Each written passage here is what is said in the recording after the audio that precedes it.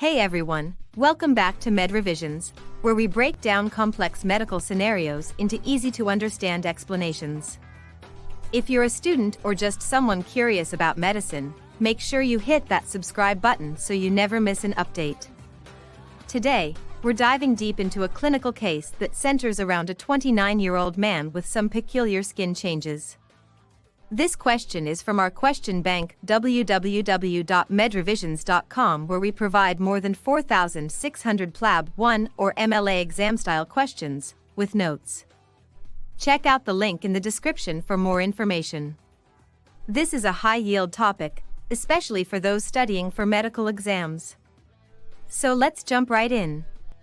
Our patient is a 29-year-old male with a BMI of 41, presenting with thickened, brownish-black, velvety patches in his axillae and the nape of his neck.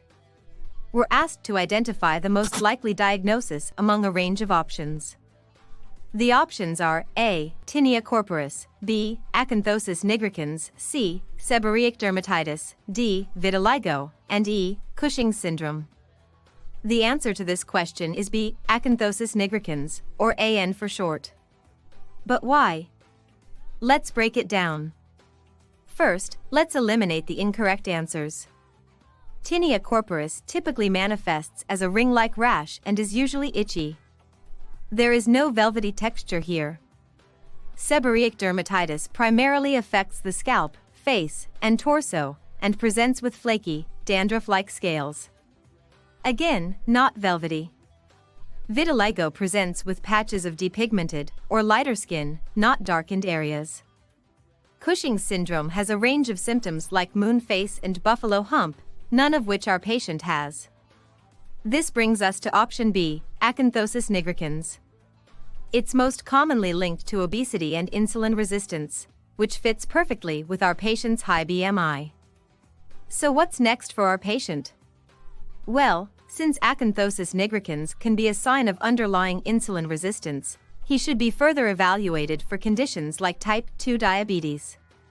Lifestyle modifications, especially weight loss, should be the initial step in management. Additionally, in rare cases, AN can be linked to an underlying malignancy, so ruling out other potential causes is also essential. And there you have it. Obesity-associated acanthosis nigricans is the most likely diagnosis for this patient, and further evaluations for insulin resistance should follow. If you found this explanation helpful, make sure to give this video a thumbs up and share it with anyone who might find it useful. Got questions or topics you want us to cover? Leave them in the comments below. Until next time, keep studying and stay curious.